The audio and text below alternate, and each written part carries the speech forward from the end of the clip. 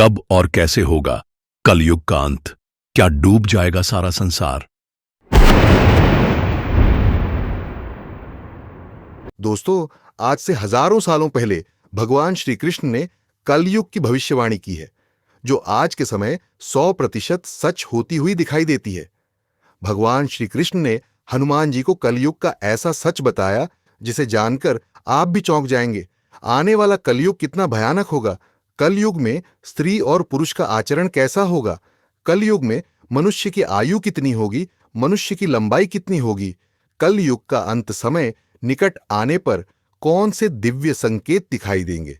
इस विषय में भगवान श्री कृष्ण ने हनुमान जी को कलयुग का रहस्य बताया है। आइए जान लेते हैं। दोस्तों, द्वापर युग के समय की बात है। भगवान श्री कृष्ण की आज्ञा पर हनुमान जी सबसे पहले अर्जुन के पास गए और उन्होंने अर्जुन के अहंकार को शांत किया। अर्जुन ने हाथ जोड़कर हनुमान जी को नमस्कार किया और अपनी भूल के लिए क्षमा मांगी। फिर हनुमान जी ने भीम के भी अहंकार का दमन किया। भीम भी पवन देव के अंश होने के कारण वे हनुमान जी के भाई ही थे।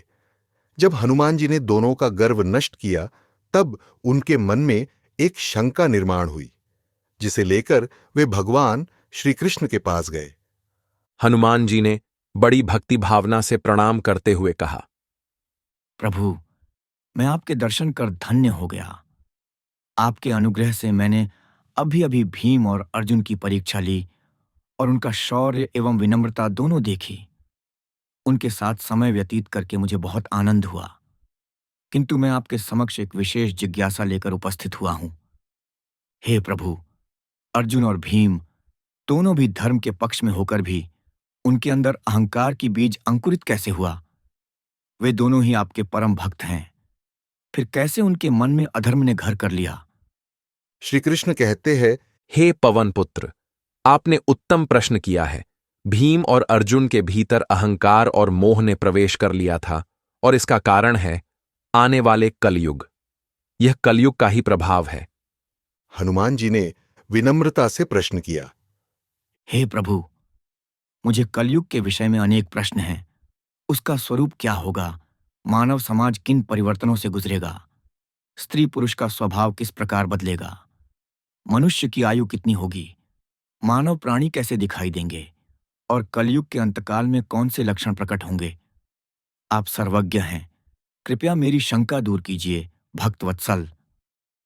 श्री कृष्ण ने प्रेम से हनुमान जी को उत्तर दिया। हे पवनसुत, आपने भीम और अर्जुन की सहायता करके धर्म की मर्यादा स्थापित की। यह देखकर मेरा हृदय पुलकित हुआ। अब आप कलयुग के बारे में जानना चाहते हैं तो सुनिए। सत्ययुग, त्रेता, द्वापर और कलयुग, इन 4 युगों का चक्र अनादिकाल से चलता आया है। प्रत्येक युग में धर्म के चरण घटते बढ़ते रहे हैं। सत्ययुग में धर्म के चारों चरण दृढ़ थे, त्रेता में 3, द्वापर में 2 और कलयुग में केवल 1 चरण ही शेष रहेगा। जब यह एकमात्र चरण भी डगमगाने लगेगा, तब कलयुग अपनी चरम सीमा पर होगा। हनुमान जी ने उनके चरणों में शीश नवाकर कहा, हे कृपाणिधान, मैंने सुना है कि कलयुग में अधर्म का व्यापक प्रसार होगा और मनुष्यों में लोभ, मोह, क्रोध एवं मत्सर बढ़ जाएंगे। पर क्या ऐसा भी समय आएगा जब धर्म का नाम मात्र ही बचेगा?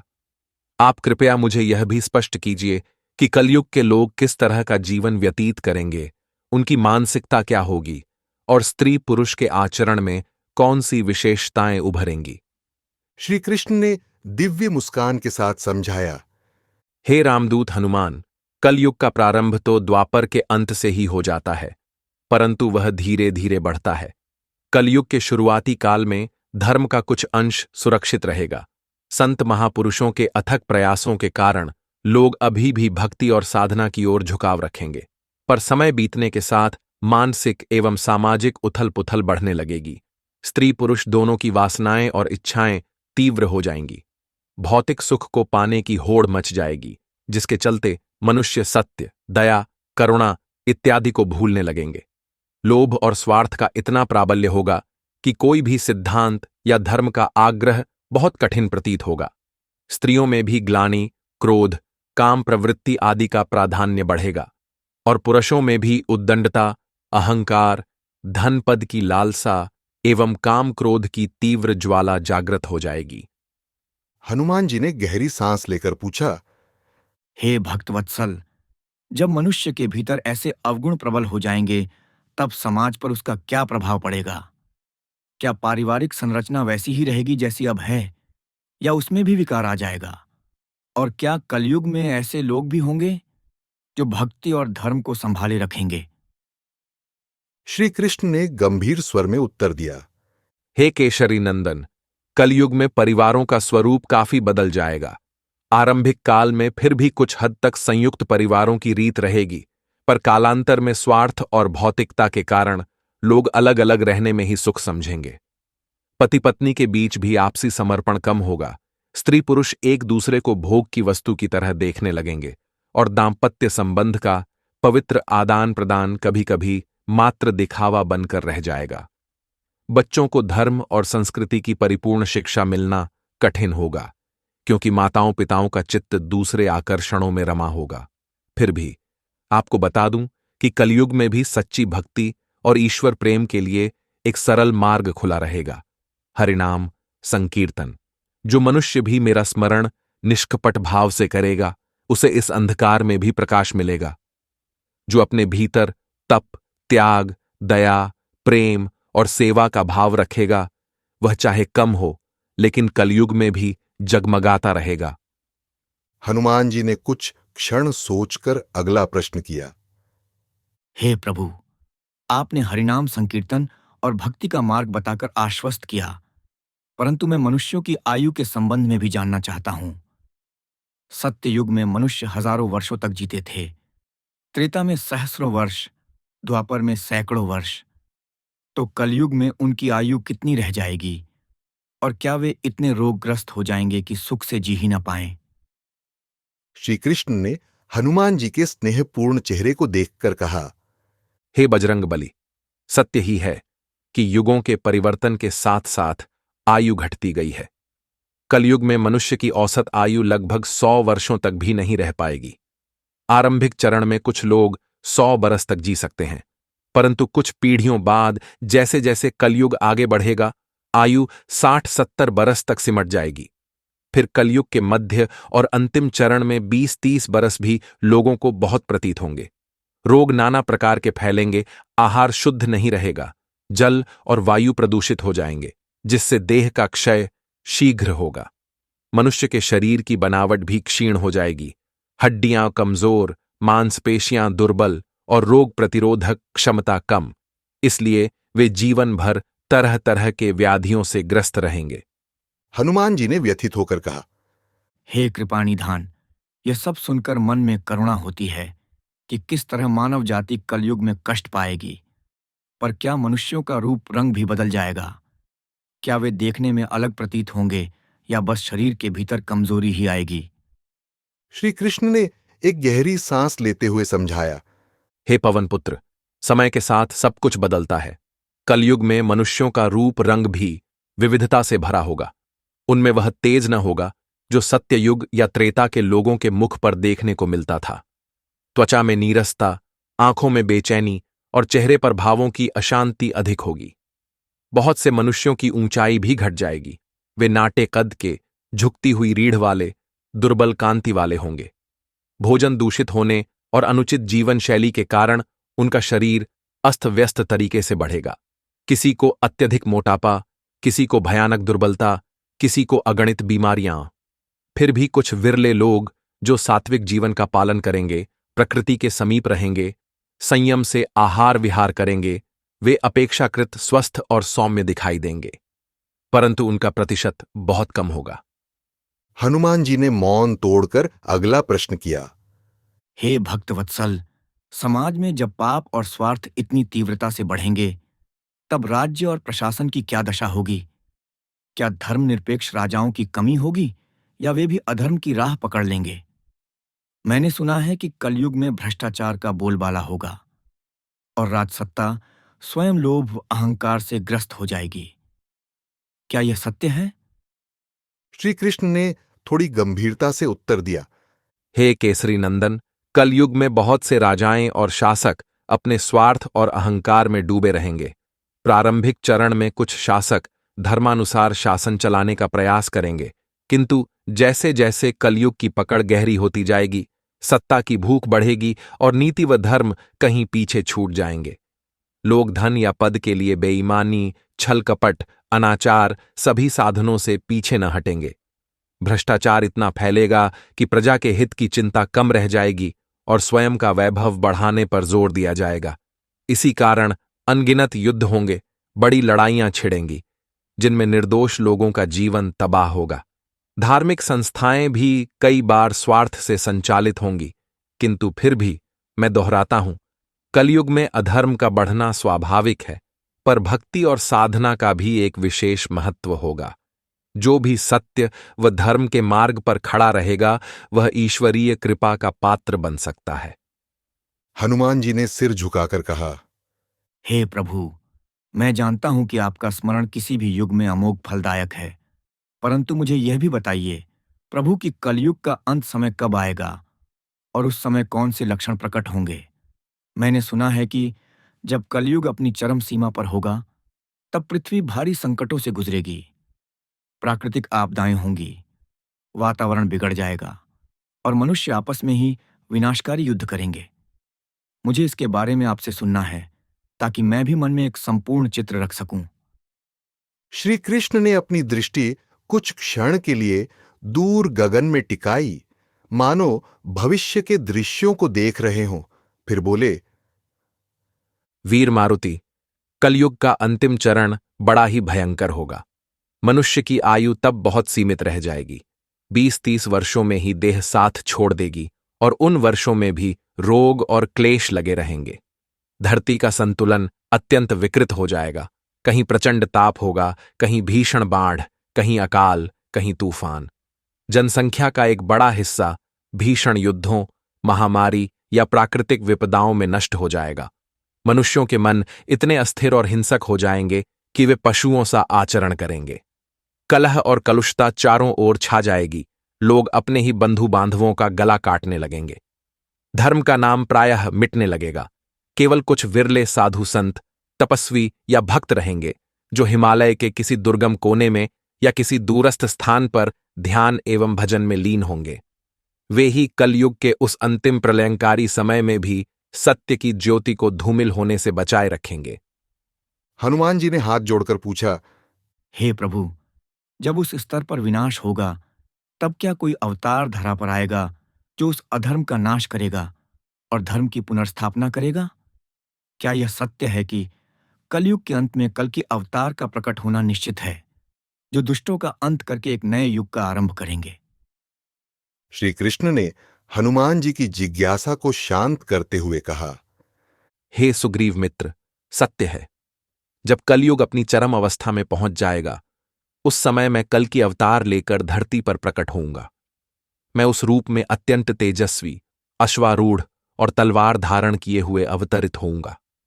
उस समय दुनिया में रह चुके अधर्मी राजा, सत्ता के लोभी लोग, भयावह युद्ध के आकांक्षी, सबका नाश करने के लिए प्रलय की लहर उठेगी। कलिकाल के अतिव्याप्त अंधकार को हटाने के लिए कल की अवतार एक महापरिवर्तन का कारण बनेगा। फिर हाहाकार के बीच जो सच्चे संत, साधक और भक्त बचेंगे, उन्हीं से अगले युग की नींव रखी जाएगी। वह युग पुनः सत्य युग कहलाएगा, या कहो एक नवीन सृष्टि का जन्म होगा, जहां धर्म पूर्णता से स्थापित होगा। हनुमान जी। हनुमान जी ने प्रसन्नता से कहा, हे प्रभु, आपका यह आश्वासन सुखद है कि नया युग फिर आरंभ होगा और कलिकाल का अंधकार सदा के लिए नहीं रहेगा। मैंने आपकी बातें ध्यानपूर्वक सुनी। कलयुग में अधर्म और भ्रष्टाचार, स्वार्थ, क्रोध, लालच एवं लोभ का प्रकोप होगा, पर भक्ति का मार्ग सुलभ रहेगा। स्त्री पुरुष पारस्परिक सम्मान से दूर होंगे और परिवारों का विघटन होने लगेगा। मनुष्य की आयु घटेगी, शरीर दुर्बल होंगे, रोग घेरेंगे, किंतु हरिनाम की शक्ति उन्हें संभाल सकती है। अंतकाल में प्रलयंकारी दृश्य उत्पन्न होंगे, जिसके उपरांत कल के अवतार सबको तार देंगे। अब मेरी एक और जिज्ञासा है, क्या कलयुग में भी कभी कोई उज्ज्वल पक्ष दिखेगा, जहां लोग धर्म और भक्ति को सहजता से अपनाएंगे, या समूचा युग ही अंधकार से घिरा रहेगा? श्री कृष्ण ने सहज मुस्कान के साथ उत्तर दिया, हे महावीर, कलयुग को अंधकार का युग अवश्य कहा गया है, किंतु यह कहना उचित न होगा कि सारा का सारा युग अंधकारमय ही होगा। इस युग में भी कुछ समय काल ऐसे होंगे जब महान संत, भक्त, अवतारी महापुरुष प्रकट होकर लोगों को आध्यात्मिक राह दिखाएंगे। भक्ति आंदोलनों का जन्म होगा, विभिन्न भक्त कवियों, संतों और गुरुओं के माध्यम से हरिनाम संकीर्तन का प्रादुर्भाव होगा। अनेक लोग उनके दर्शन या वचन सुनकर अपना जीवन बदलेंगे, समाज के अनेक कोनों में परिवर्तन आएगा। यद्यपि पाप और पतन हावी रहेंगे, फिर भी वह उजाले की एक किरण बनकर सक्रिय रहेगा। उदाहरण के लिए, कुछ समय ऐसा आएगा जब भक्ति आंदोलन बहुत से जनों को ईश्वर प्रेम से जोड़ देगा, वहीं विज्ञान और तकनीक भी प्रगति करेंगे, परंतु मनुष्यों का मन यदि नियंत्रित न रहा तो वे उस तकनीक का दुरुपयोग करेंगे। इस तरह कलयुग में एक द्वंद्व बना रहेगा, अंधकार और प्रकाश का, अधर्म और धर्म का। एक पक्ष अत्याचार और भोग में लिप्त होगा, तो दूसरे पक्ष में कुछ पावन आत्माएं भक्ति व सन्मार्ग पर चलेंगी। हनुमान जी ने हाथ जोड़कर विनम्रता से कहा, हे प्रभु, मैं यह भी जानना चाहता हूं कि कलयुग में जिन मनुष्यों को ईश्वर भक्ति का आश्रय मिल जाएगा, वे अपने जीवन को कैसे सुरक्षित रखेंगे? जब चारों ओर अधर्म और अशांति होगी, तो क्या वे सुरक्षित जीवन जी पाएंगे या उन्हें भी संघर्ष करना पड़ेगा? श्री कृष्ण ने दार्शनिक स्वर में उत्तर दिया, हे कपिश्रेष्ठ, संघर्ष तो हर युग में धर्मपरायणों को करना ही पड़ा है। सत्य युग में भी राक्षसों का नाश करना पड़ा। त्रेता में रावण से युद्ध, द्वापर में कौरव पांडव का महासमर, इन सब में धर्म सेनाओं को परिश्रम और बलिदान देना ही पड़ा है। कलयुग में भी जो ईश्वर का आश्रय लेंगे, उन्हें आसपास की विपरीत परिस्थितियों से जूझना पड़ेगा। कभी परिवार साथ न देगा, कभी समाज विरोध करेगा, कभी उन्हें किसी दुष्प्रवृत्ति के सामने डटकर खड़े रहना होगा, परंतु उनका आंतरिक बल, उनकी साधना, उनकी भक्ति उन्हें विजयी बनाएगी। ऐसा भी होगा कि कुछ भक्त गुप्त रूप से साधनारत रहेंगे, कुछ सामाजिक रूप से प्रवचन या सेवा के माध्यम से कार्य करेंगे। पर मैं आपको आश्वस्त करता हूं, महानायकेश्वर, जो मेरे नाम पर अडिग भरोसा रखेगा, मैं उसकी रक्षार्थ सदैव तत्पर रहूंगा। हनुमान जी ने उमड़ती भक्ति से कहा, हे भक्तवत्सल, आपकी महिमा अपार है। अब मुझे आपके मुख से यह सुनकर भी सुख मिलेगा कि कलयुग में मनुष्यों के आहार और आचार विचार कैसे होंगे। क्या वे शुद्ध सात्विक भोजन का महत्व समझेंगे या भौतिक सुखों का पीछा करते हुए तामसिक मार्ग पर चल पड़ेंगे? श्री कृष्ण ने सौम्य मुस्कान के साथ कहा, हे पवनपुत्र, कलयुग में लोगों के खान पान और रहन सहन में बहुत परिवर्तन आएगा। पहले तो वे अपनी भूख से अधिक जीभ के स्वाद के पीछे भागेंगे। तामसिक, तीखे, कृत्रिम और भारी भोजन का प्रचलन अधिक होगा। अनेक लोग मांसाहार और नशीले पदार्थों की ओर आकृष्ट होंगे, क्योंकि वे क्षणिक स्वाद और उत्तेजना में ही सुख समझेंगे। फलस्वरूप उनका मन और शरीर दोनों दुर्बल होंगे, रोग भी बढ़ेंगे और मन में क्रोध, प्रमाद, लालच जैसे विकार हावी होंगे। सात्विक भोजन जैसे फल, सब्जियां, अन्न और शुद्ध दुग्धादि का महत्व बहुत कम लोग समझ पाएंगे। पवित्रता एवं पौष्टिकता की चिंता कुछ ही लोगों को रहेगी। हाँ, कुछ संत और साधु सात्विक पथ का अनुसरण करेंगे, उनके अनुयायी भी वैसा ही करेंगे, किंतु विशाल जनसमूह तामसिक एवं रजोगुणी जीवन शैली को अपनाने की ओर प्रवृत्त होगा। हनुमान जी ने बड़े संयत स्वरों में पूछा, हे प्रभु, यदि भोजन और जीवन शैली दूषित होगी, तो मनुष्य के कर्म भी दूषित होंगे और तब उनके भविष्य पर क्या असर पड़ेगा? क्या कलयुग में पुनर्जन्म की व्यवस्था भी वैसे ही लागू रहेगी जैसा हम जानते हैं, या मनुष्यों के कर्मों का हिसाब किताब कुछ भिन्न होगा? श्री कृष्ण ने गंभीर भाव से उत्तर दिया, हे रामदूत, कर्म का सिद्धांत सार्वकालिक और अटूट है। चाहे कलयुग हो या सत्ययुग, मनुष्य को उसके कर्मों का फल भुगतना ही पड़ेगा।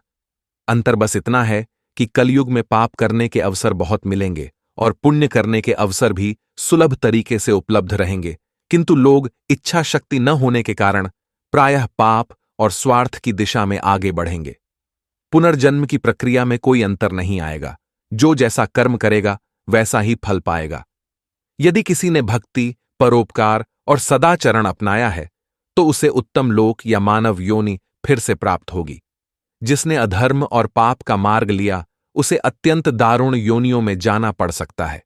कलयुग के अंतकाल में लोगों के कर्म इतने अधम हो चुके होंगे कि बड़े पैमाने पर विनाश होगा।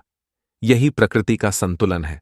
जब अधर्म हद से पार हो जाता है तो किसी विशाल परिवर्तन के बिना पुनः धर्म की स्थापना संभव नहीं होती। हनुमान जी ने तब एक और प्रश्न रखा। प्रभु, मैंने सुना है कि कलयुग में कुछ लोग बहुत धनी हो जाएंगे, जबकि बहुत से लोग भयंकर गरीबी और अभाव में रहेंगे। सामाजिक असमानता भी बहुत बढ़ जाएगी। क्या यह भी सत्य है? क्या धनिक लोग धर्मकारी बनेंगे या वे अपने स्वार्थ में लिप्त होंगे? और क्या गरीब लोग भक्ति कर पाएंगे या बस भोजन की चिंता में उलझे रहेंगे? श्री कृष्ण ने विनम्रता से स्पष्ट किया। हे कपिश्रेष्ठ, कलयुग में धन का असमान वितरण अवश्य होगा। कहीं बहुत वैभव और कहीं तीव्र अभाव। जो अति धनी होंगे वे प्रायः भोगों में फंसे रहेंगे, भक्ति मार्ग से दूर, स्वार्थ और अहंकार में लिप्त। कुछ धनिक ऐसे भी होंगे जो परोपकार और दान पुण्य में रुचि लेंगे, पर उनकी संख्या कम ही होगी। उधर जो निर्धन लोग होंगे उन्हें अपने जीवन यापन की चिंता इतनी सताएगी कि वे भी कभी कभी गलत रास्ते पकड़ने पर विवश हो जाएंगे। फिर भी जो भी ईश्वर पर विश्वास रखेगा, श्रम करेगा और धर्म से नाता नहीं तोड़ेगा, वह चाहे धनी हो या निर्धन, उसका उद्धार हो सकता है। पुण्य फल और भक्ति किसी एक वर्ग के लिए निर्धारित नहीं होती। यह उस व्यक्ति की आस्था और कर्मों पर निर्भर करती है। कलयुग में धनी निर्धन का भेद उतना नहीं महत्व रखता जितना मन की पवित्रता और नियत का महत्व होगा। हनुमान जी ने पुनः श्रद्धापूर्वक निवेदन किया। प्रभु, आप जो भी बता रहे हैं उससे मुझे कलयुग का विस्तृत दिग्दर्शन हो रहा है। एक बात और जानना चाहता हूं, कलयुग में लोग किस तरह सुख की परिभाषा समझेंगे? क्या वे समझ पाएंगे कि सच्चा सुख ईश्वर भक्ति और सेवा में है, या वे भोग को ही श्रेष्ठ समझकर उसी के पीछे भागेंगे? श्री कृष्ण ने उदार भाव से कहा। हे महावीर, अधिकतर लोग भोग को ही अपना परम उद्देश्य मान लेंगे। धन, विलासिता और शारीरिक सुख सुविधाओं को सुख समझकर उनकी प्राप्ति में जी जान लगा देंगे। बहुत कम लोग समझेंगे कि सच्चा सुख मन की शांति और आत्मसंतोष में है। जब मनुष्य को भोगों से भी तृप्ति न मिलेगी तो कुछ भाग्यवान लोग भक्ति मार्ग पर आएंगे, संतों की शरण में जाएंगे और वहां उन्हें वास्तविक शांति मिलेगी। लेकिन बहुसंख्यक लोग नाना प्रकार की उपभोग सामग्री जुटाकर भी अतृप्त, अशांत और अतिलालची बने रहेंगे। इसी कारण समाज में आपाधापी, अपराध और छल प्रपंच बढ़ेगा, क्योंकि भोगों की स्वार्थी प्यास कभी बुझती नहीं। हनुमान जी ने दोनों हाथ जोड़कर गदगद स्वर में कहा। प्रभु, आपकी करुणा अपरंपार है। अब मैं समझ गया कि कलयुग कितना जटिल है, किंतु भक्ति और नाम स्मरण का सरल उपाय उस अंधकार में भी मार्ग प्रशस्त करता रहेगा। आपने मेरी जिज्ञासा शांत की। आप कृपया मुझे अपनी आज्ञा दें। मैं शीघ्र ही अपने मार्ग पर निकलूंगा और जहां भी धर्म की आवश्यकता होगी वहां उपस्थित हो जाऊंगा। यदि कलयुग में भीम, अर्जुन या पांडवों जैसे वीरों की पुनः आवश्यकता पड़े तो मैं उनकी भी सहायता करूंगा। अब तो मैं जानता हूं कि सब समयानुसार होता है। श्री कृष्ण ने मधुर स्मित के साथ उत्तर दिया। हे अंजनी सुत, आप मेरा आशीर्वाद ही नहीं अपितु मेरा हृदय भी साथ लेकर जाइए। आपका समर्पण और निष्ठा अनंत है। कलयुग में भी आपकी कीर्ति फलेगी फूलेगी। लोग आपकी पूजा करेंगे, हनुमान जी के नाम से संकट मोचन मानकर आपको पुकारेंगे और आप उनकी बाधाएं हरेंगे। जब किसी ने सच्चे मन से राम कहा, वहां आपकी उपस्थिति ही उनका कल्याण करेगी। मैं निश्चिंत हूं कि आप अपने भक्तों पर सदा दया बरसाएंगे। हनुमान जी ने चरण छूकर प्रणाम करते हुए कहा। प्रभु, आप भली भांति जानते हैं, मैं जीवन धारा में सदा आपके और मर्यादा पुरुषोत्तम राम के नाम का दीप प्रज्वलित रखूंगा। कलयुग आएगा तो आने दीजिए, हम भक्तों के साथ मिलकर उस अंधकार से लड़ेंगे। आपकी दी हुई शिक्षा मेरी प्रेरणा है। कृपया मुझे आज्ञा दें कि मैं अब विदा लूं। श्री कृष्ण ने स्नेहपूर्वक आशीर्वाद देते हुए उत्तर दिया। हे हनुमान, आपका आना और जाना दोनों ही मेरे लिए मंगलमय है। आप जब चाहें, जहां चाहें, अपने भक्तों का मार्ग प्रशस्त करने के लिए प्रकट हो सकते हैं। मैं सदैव आपके मन में विराजमान हूं और आप मेरे हृदय में। कलयुग में भी जब अनाचार बढ़ जाएगा, आप उन विरले सत्पुरुषों का हौसला बढ़ाइए जो धर्म और सत्य को बचाने में प्रयत्नशील होंगे। इस प्रकार आप राम कथा और मेरी कथा दोनों को जीवित रखेंगे। हनुमान जी ने नतमस्तक होकर उत्तर दिया, हे भक्तवत्सल, आपकी आज्ञा मेरे लिए परम प्रिय है। मुझे जो भी शक्ति मिली है वह आप और प्रभु राम की कृपा से ही मिली है। कलयुग के मनुष्यों को भी मैं यही कहूंगा कि यदि वे ईश्वर का आश्रय लें तो उन्हें इस भवसागर में डूबना नहीं पड़ेगा। वे भले ही पापों के अंधकार में घिरे हों, किंतु नाम स्मरण का प्रकाश उन्हें उद्धार का मार्ग दिखा देगा। अपने कर्तव्य और धर्म का पालन करें, दूसरों की सहायता करें और भोग की अनंत चाहना से जितना हो सके दूर रहें। यही मेरे मन की वाणी होगी प्रभु। श्री कृष्ण ने आखिरी बार हनुमान जी को बड़ी करुणा से निहारा और बोले, पवनपुत्र, अब समय आ गया है कि आप पुनः अपने दिव्य कर्तव्यों में संलग्न हो। मैं भली भांति जानता हूं, आप जिस लोक या काल में भी जाएंगे, धर्म और भक्ति का संगम कराएंगे। कलयुग के जटिल प्रश्नों के उत्तर आपकी उपस्थिति ही देगी। आज जो कुछ मैंने कहा वह सब कलयुग के लिए मार्गदर्शक रहेगा। लोग पढ़ेंगे, सुनेंगे तो समझ जाएंगे कि अधर्म कितना प्रबल हो सकता है, परंतु भक्ति उसकी काट है। अतः जाइए वीर हनुमान जी, मैंने आपको आशीष दिया है और जब जब आवश्यकता पड़े हम दोनों पुनः संवाद करेंगे। हनुमान जी ने आंखों में भक्ति के अश्रु लिए उत्तर दिया, धन्य हूं मैं प्रभु, आपने मेरा मार्ग प्रशस्त कर दिया है।